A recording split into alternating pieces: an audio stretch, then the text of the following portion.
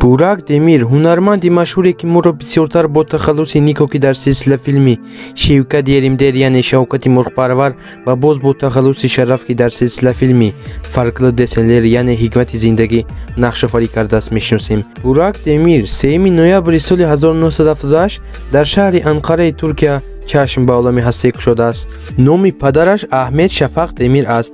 ӯ инчунин як бародари дигар бо номи Мурад Демир дорад. бародараш ҳам бо мисли худаш ҳунарманд мебошад.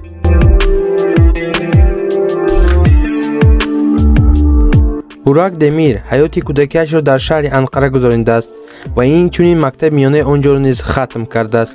ӯ баъди хатми мактаб ба донишгоҳи Билкен дар факултати актёрӣ дохил мешавад. соли 2007 бошад. Бурак Демир дар донишгоҳи Маҳчашери Истанбул дараҷаи актёрии пешрафтаро соҳиб мешавад.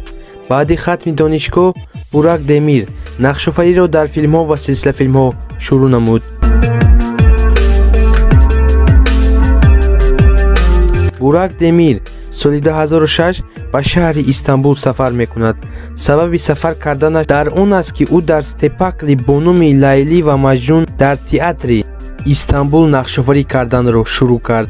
ӯ аввалин маротиба дар силсилафилми Бизим Эвим Ҳалерӣ бо тахаллуси Рӯзгар Аслан нақшофарӣ кардааст. мутаассифона соли 2014 падари Бурак вафот мекунад. соли 2018 Бурак Демир бо як духтаре бо номи Бикен Оғунчу оила барпо мекунад, яъне хонадор мешаванд. баъди оиладорӣ дар ин оилаи хушбахт як писарчаи бо номи Гузей Демир ба дунё меояд ва баъд аз он онҳо боз соҳиби як духтарча бо номи Мави Демир мешаванд.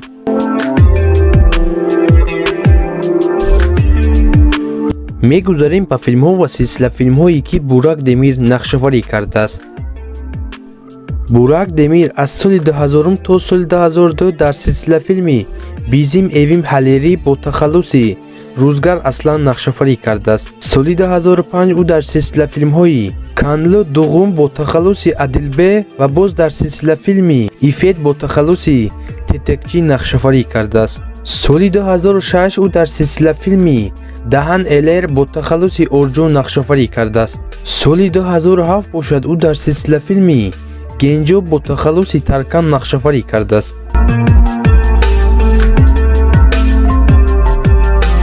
соли 2009 бошад ӯ дар силсилафилмҳои Денизден Гелен бо тахаллуси Полис Меҳмед, ӯ Кав Сени Унутурму бо тахаллуси Меҳмед, Ир Чин Киз Кадефер бо тахаллуси Кадефер нақшофарӣ кардааст. аз соли 2010 то соли 2012 ӯ дар яке аз силсилафилмҳои машҳур бо номи Фарқлы Десенлер яъне Ҳикмати зиндагӣ бо тахаллуси Шереф Эфегил нақшофарӣ кардааст. аз соли 2012 то соли 2013 ӯ дар силсилафилми Фарқлы Десенлер Фарида бо тахаллуси Шереф нақшофарӣ кардааст. соли 2013 ӯ дар силсилафилмҳои Сахт Залӣ, Меҳтече Юзул бо тахаллуси Ҳусейн Чавуш, Бизил Ҳукуй ва боз дар силсилафилми Инадина Ашанмак бо тахаллуси Билал нақшофарӣ кардааст. аз соли 2014 то соли 2015 ӯ дар силсилафилми Арка Сокаклар нақшофарӣ кардааст.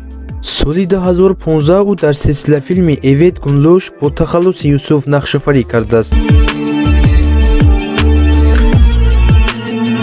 аз соли 2015 то соли 2016 ӯ дар силсилафилми Гегеним Крали Ҷесси бо тахаллуси Октай нақшофарӣ кардааст. аз соли 2017 то соли 2018 ӯ дар яке аз силсилафилмҳои машҳур бо номи Шевкат Еримдер яъне Шавкати Мурғпарвар бо тахаллуси Нико нақшофарӣ кардааст.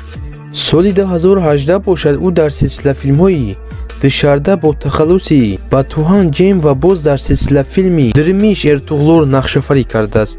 соли 2019 бошад ӯ дар силсилафилмҳои Кызым бо тахаллуси Бурак Уктур ва боз дар силсилафилми Севгили Гечмишӣ бо тахаллуси Октай нақшофарӣ кардааст.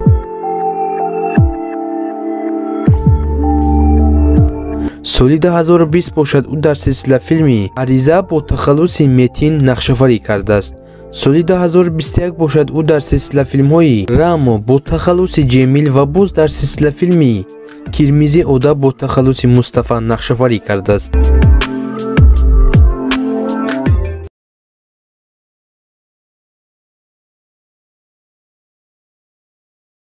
Tolga Kochi 1 январи соли 2000 дар шаҳри Истамбули Туркия ба дунё омадааст. Падараш аз шаҳри Сивас аст. Тolga Kochi ҳаёти кӯдакиашро дар шаҳри Истамбули Туркия гузаронидааст. ӯ аз хурдсолӣ ба актёрӣ шавқ ҳавас дошт ва аз ҳамин сабаб баъди хатми мактаби миёна ӯ ба маркази санъатӣ ба номи Муҷда Гезем дар факултати театрӣ дохил мешавад. аз сабабе ки насаби Толга бо насаби яке аз актёрони машҳури турк бо номи Улия Кочи монанд аст, бисёриҳо фикр мекунанд ва савол медиҳанд ки онҳо ягон робитае доранд, вале чунин нест. Толга Кочи худаш мегӯяд ки мо ягон робитаи хешу таборӣ надорем. баъди хатми мактаб Толга Кочи нақшофариро аввал дар саҳнаҳои театрӣ ва баъд аз он дар филмҳо ва силсилафилмҳо шурӯъ намуд. ӯ соли 2017 дар силсилафилми Шевкат Еримдер яъне Шавкати Мухпарвар нақшофарӣ карданро сар кард. баъди нақшофарӣ ӯ дар байни ҳама яке аз беҳтаринҳо гашт.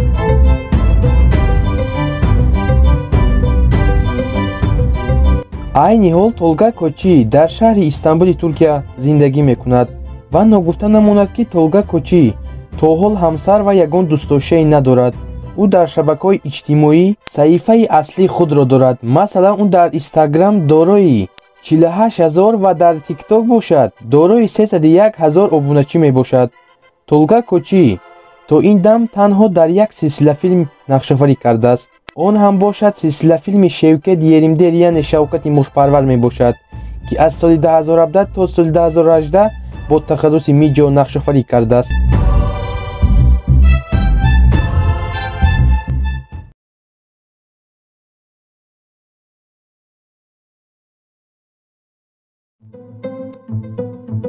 озгуриҷан ҷевӣ ки дар филми Шавкати Мурғпарвар бо тахаллуси Шавкат ки нақшофарӣ кардааст мешиносем. озгуриҷан ҷевӣ 24 октябри соли 1983 дар шаҳри Анқараи Туркия ба дунё омадааст. озгуриҷан ҷевӣ мактаби ибтидоии Аҳмед Фефи Фошаро соли 1989 оғоз кардааст. соли 1994 бо муваффақият хатм кардааст. дар байни солҳои 1994 то соли 1998 дар мактаби миёна таҳсил кардааст ва инчунин соли 1998 то соли 2001 дар мактаби миёнаи Эйренҷи таҳсил кардааст ва дар соли 2004 бошад донишгоҳи Ҳеҷитепе туризм меҳмонхонаи Меҷмедро хатм кардааст, ки онро соли 2001 оғоз карда буд.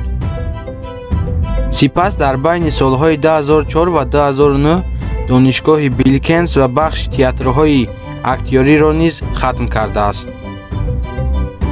пас аз хатми мактаб ӯ дар театри Бадеи Анқара ба кор шурӯъ кард ва бо ҳунарпешаи худ номи рамзии Кеглик беҳтарин ҷоизаи ҳунарпешаро дар ҷоизаи театрии Лионс гирифт. озгуриҷан ҷевик дар бисёр филмҳо ва силсилафилмҳо нақшофарӣ кардааст. мегузорем ба филмҳо ва силсилафилмҳое ки озгуриҷан ҷевик нақшофарӣ кардааст.